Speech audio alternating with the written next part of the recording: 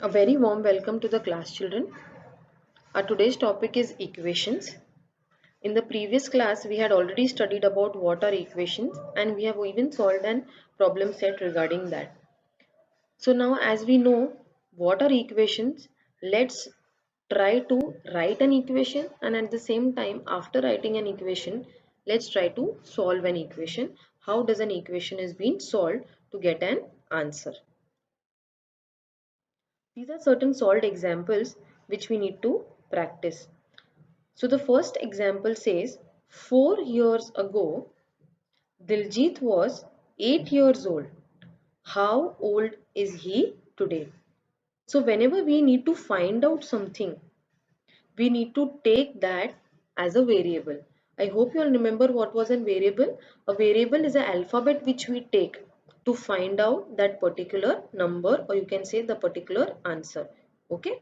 So the question is 4 years ago Diljit was 8 years old. How old is he today? Okay, how old is he today? So as we have to calculate this or find out this, we will take this as a variable. So let us suppose he is a years old today, because we need to find out his age. What is the age today? Okay, so you can take any variable, children, from a to z, any alphabet you can take. So you have to be careful with that which alphabet you're taking. So the same alphabet has to be repeated in the entire sum when you are solving it. Okay, so let us suppose he is a years old today. So according to the given condition, that is what the condition demands. 4 years ago Diljit was 8 years old. So whatever his current age is, that is A, as we have taken. 4 years ago means that you will subtract it. So A minus 4. And what was his age after his current age being subtracted by 4 was 8. So your equation states as A minus 4 is equal to 8. I repeat, A is your current age, and they are saying you 4 years ago he was 8 years old. Okay, was or is, whenever it comes in the question, it has to be in the equal to sign. So a minus 4 is equal to 0. Now how will you solve it? Check on the left hand side. Can you see minus 4? So whenever it is minus, you will take the opposite sign, that is plus, and the same number is being added to it. I repeat, if this is minus, we need to take an opposite sign and the same number. So when left hand side is being added or subtracted or multiplied or divided by a particular number, the same thing has to be repeated on the right hand side. So we take adding 4 to both the sides. Again I am repeating why we are adding, because here it is minus 4. So we need to take the opposite sign, that is plus, and the same number, that is 4. So the equation will be a minus 4 plus 4 is equal to, right hand side should also be given the plus 4. So it 8 plus 4. Then a minus 4 plus 4 is 0, as you all know, is equal to 8 plus 4 gives you, it gives you 12. So a plus 0 is nothing but a, and the answer is a is equal to 12. So what we have taken this a as? We have taken this a as he is today years old, Diljit. So what is Diljit's age? Diljit's age is 12 years today. Okay. So if you have to just recheck, today he is 12 years. Obviously, Jasmine has some money. We don't know how much money she has. Mother gave her 7 rupees. Jasmine now has 10 rupees. How much did she have to start with? That means how much she did have. Okay, now she has some money, so we don't know what is, how much is that money. So that, isn't that become a variable that we don't know, it can vary. So that is why we take, let us suppose Jasmine had y rupees. So here I have taken y. In the earlier example I have taken a. So as I told you all, any alphabet from a to z you can take. So y, we have taken y. Let Jasmine, that some money, be considered as y. So why? Now, according to the condition, what it says, mother gave her 7 rupees. So gave her means what? You need to add. If it was taken from her, you would have subtracted. But now what has happened? Mother has given her money. So you will write y plus 7. And so how much money she has now? Now she has 10 rupees in total. Okay, how much money she has now? She has 10 rupees in total. So some money which she had, as we have taken it as y plus 7 is equal to 10. So same way the previous example, earlier it was minus in the previous example, now it is plus. So what is the opposite sign of plus? Yes, correct. It is minus. So, and what is the number? 7. So, what you will do? You will subtract 7.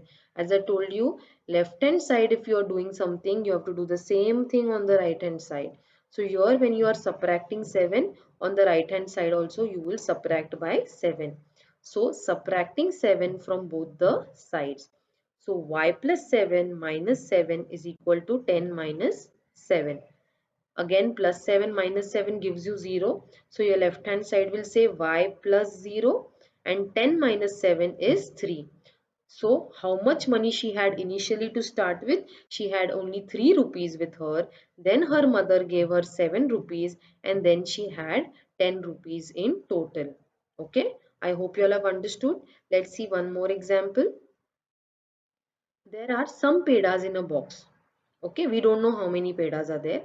If some children are getting given 2 pedas each, the pedas would be enough for 20 children. How many pedas are there in the box?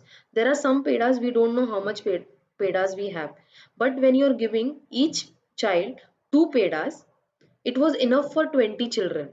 So now we have to find out that how many total pedas were there, that when it was given 2 pedas to each child, it was enough for 20 children. Okay, so we don't know, there are some pedas, some, so you have to take the total number of pedas be p.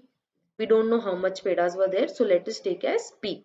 So we need to divide it by 2 to find out, because this is the total number of peda and each child was given 2 pedas. So we need to divide in this case. So p upon 2 is that it was enough for 20 children. So here p upon 2 means it is getting divided by 2. So what is the opposite sign of division? Isn't it multiplication? And the what is the number which you need to take? It is 2. So multiplied by 2. Again, as left hand side has been multiplied by 2, right hand side has to be also multiplied by 2. So p upon 2 multiplied by 2 is equal to 20 multiplied by 2. So this 2 ones are 2 and 2 ones are 2 will get cancelled. You will be only left with p, and 20 into 2 is 40. So how many total pedas were there? 40 pedas, that each child was getting 2 pedas each. So 20 children were having enough.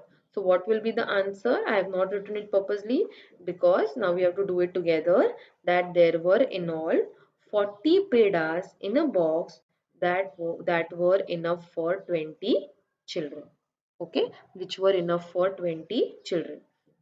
Let's see one more example.